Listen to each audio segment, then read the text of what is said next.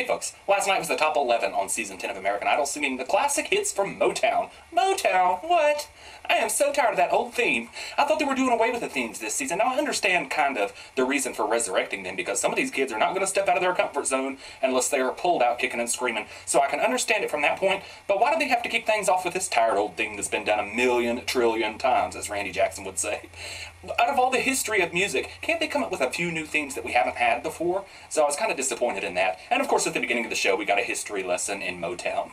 Of course anybody that's ever watched the show before knows everything about Motown. I could write a book about Motown, and the only thing I know about it is what I've learned on American Idol. I think they had a lot of time to fill last night because it seemed like the judges had an infinite amount of time to give their comments, and we got to look at damn near every handmade sign in the audience. So they could have really scaled the show back to an hour and a half, but it was still a pretty good show. I thought the contestants did a pretty good job overall tackling the songs of Motown, even if it was a little bit boring.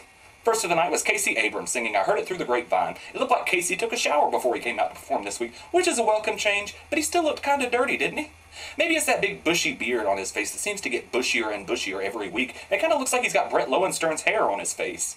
Seemed like a pretty boring song choice for me. I thought Casey was the fearless one. I thought he was the one that loves to take risks. Not exactly a very risky song choice. Of course, I'm not sure how risky you can get doing a Motown song this week, but at least he could have surprised us with some Diana Ross or something. Of all the Motown songs, this is probably the most overdone one. We've all heard it a trillion times. And the only thing that Casey really accomplished with it is that he made it feel very creepy. He made all those angry faces again and even shouted down an audience member. Well, it turns out that she was a friend of his, which is probably the only reason that she didn't get up and run off screaming. It's 2 straight weeks in a row now that Casey Abrams has given off that creepy crawly vibe, like something from the Devil's Rejects, and I don't think it's a vibe that is going to really work out well for Casey. A lot of people liked Casey originally because he was funny and likable and didn't seem to take himself too seriously. Now he's sounding increasingly aggressive and screamy, and he makes me feel uncomfortable in my own living room. I don't think this performance did him any favors. I would love to see him in the bottom 3. Steven said that Casey is the perfect pitch and perfect mix of crazy, out-of-control ego. Jennifer said that there is no one out there like Casey right now. That's not because he's super talented. It's not because he's doing stuff that other people cannot do. It's because the kind of music that he sings and the way he sings does not sell records. Randy loves that Casey only does Casey. Who else is he supposed to do, Jacob? These judges are going to love Casey no matter what he does. Next was Thia Megia singing Heatwave by Martha and the Vandellas. Finally, an upbeat song from Thia. I just wish it wasn't an upbeat, old-fashioned song from Motown, but I understand she really didn't have a choice this week. Jimmy Iovine was pleasantly shocked by watching her in the studio, and so was I. I guess I was kind of assuming that once Thia did an upbeat song that her voice would fall completely apart, and I wouldn't like her anymore, because I seem to remember one of her Hollywood performances was up-tempo, and I didn't like that at all. I thought it was terrible, but I thought this performance was fantastic. I think it turned out to be the perfect song choice for her. There were a couple of spots where it sounded like she was forgetting the words, but she didn't let it derail her performance overall. I did hate her dress, though. It looked like a little pink tutu. She should really wear something that could make her look a little bit older than she is to match her voice, because the 5-year-old ballerina look just does not work for her. She doesn't have to dress smutty. I'm not asking her to raid Haley Reinhart's closet, but a more mature look would be pretty good on her. Looking online, though, I think Thia is very underrated. I hear a lot of people calling her pageanty, which is a label that is thrown to damn near every young pretty girl. It's what people used to call Jordan Sparks. Isn't that kind of what American Idol is, though, a pageant?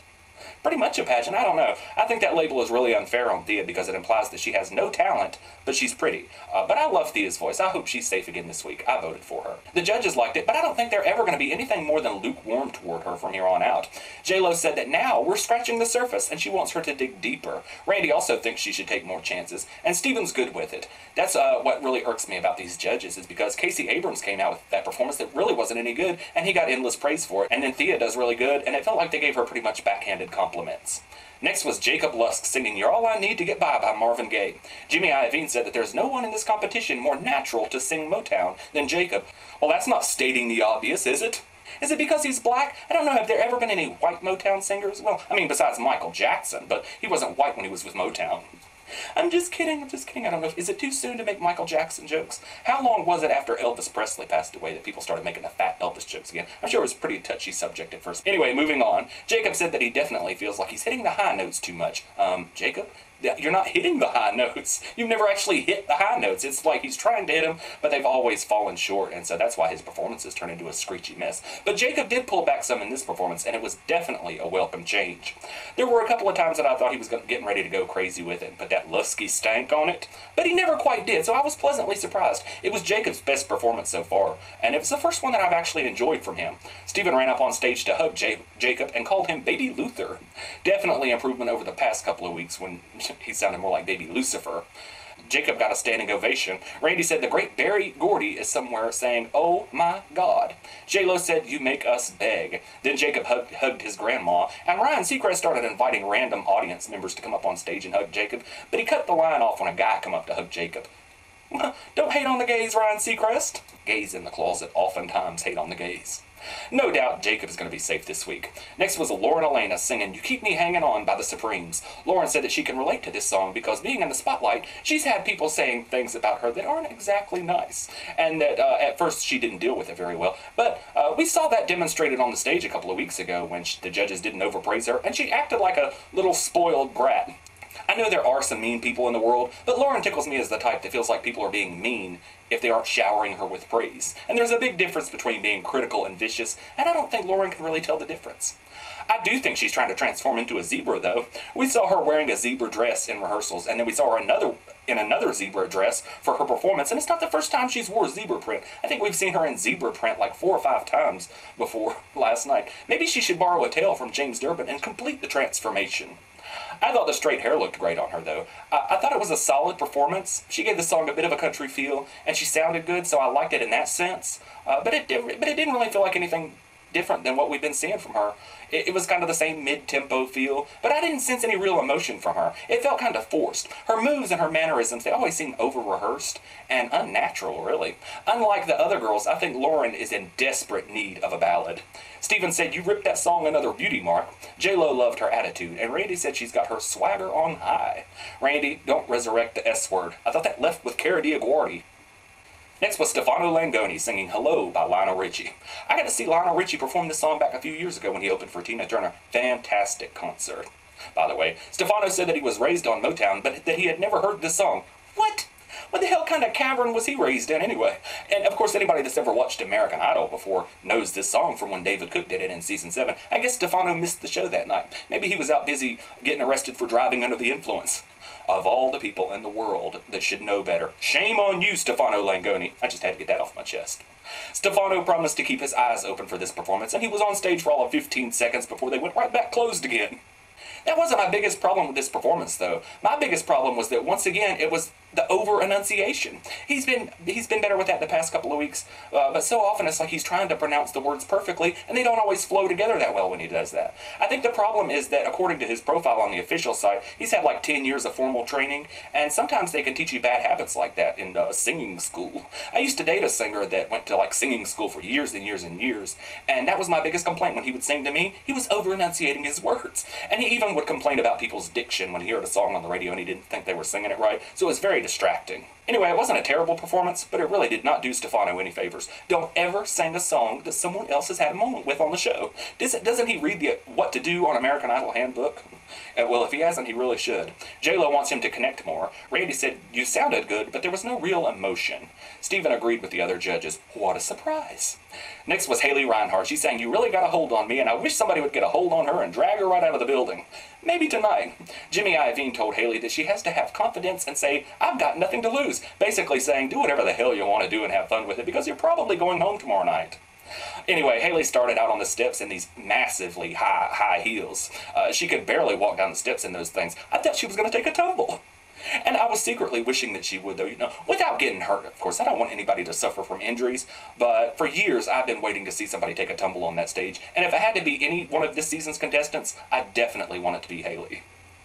I like the straight hair on her this week, kind of like Lauren had the straight hair. I thought it looked good on both of them, but I was not crazy about the super short shorts. Looks like she borrowed those from Haley Scarnato's closet from season 6, except her legs were much nicer. Remember her? She would get mad when people would compliment her legs, but she never made an attempt to cover them up.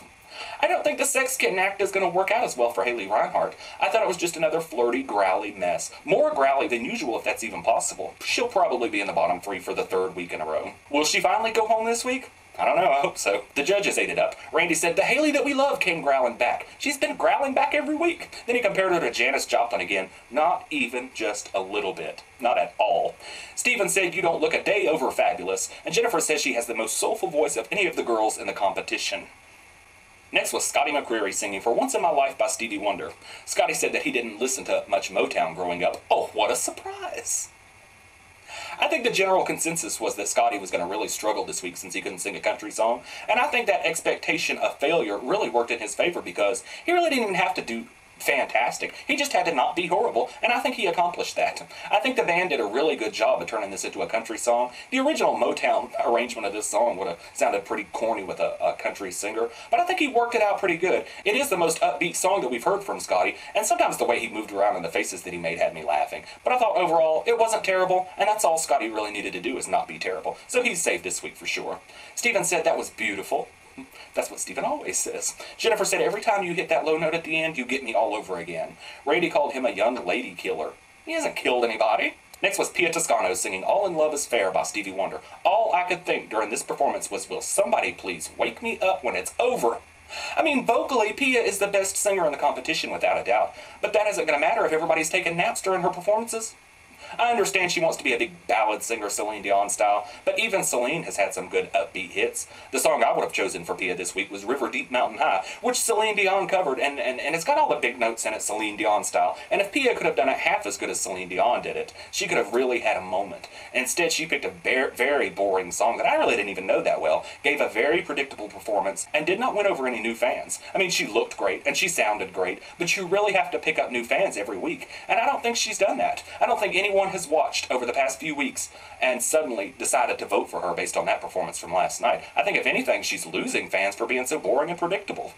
I know all the gamblers are still betting on her to win, but if she really does not pick it up over the next couple of weeks, she could fizzle out. She could fizzle out really quick. She's going to be okay this week, but come on, Pia. Jennifer wants Pia to own the stage. Randy said you can't live by ballads alone. And Stephen said, you are the closest star in this American Idol universe. Next was Paul McDonald singing Tracks of My Tears by Smokey Robinson. Ruh-roh. Once again, a song that somebody else has had a moment with, not a smart song choice. And in case nobody told Paul, the Glamberts are even less forgiving than the other fans, so he sure didn't win over any of them. You know, when Adam sang this song, you felt it. It was like, he made me feel the song, which is no small accomplishment because I never really was a big fan of Adam Lambert or this song, but I loved his performance of it. Paul said that Motown music makes you want to move. Any song makes Paul want to move. Anybody that watches the show knows how old McDonald moves around on that stage. But he had his guitar this week, so it wasn't quite as spastic as it usually is. But I actually thought a better song choice for him would have been Tears of a Clown, since he does have the dance moves and demeanor of a clown.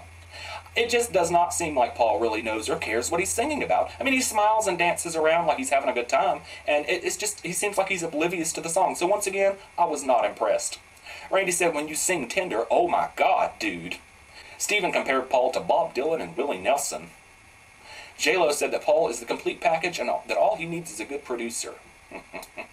Next was Naima Adedapo singing Dancing in the Street by Martha and the Vandellas. Naima was excited about doing this song so she could show off her African dance moves. You know, I was really not expecting her to do an up-tempo song this week after last week's train wreck. I figured she'd find some sleepy old song this week and play it safe, but she definitely took some risks. I thought she sounded better than she did last week for sure, but she still didn't sound great. I mean, quite honestly, I was pretty much bored up until the end when she started all that dancing. Kind of looked like my dance moves from back in my club days after one too many Long Island iced teas. I had no idea that I was actually talented. I didn't know that was traditional African dancing. I might have talent after all.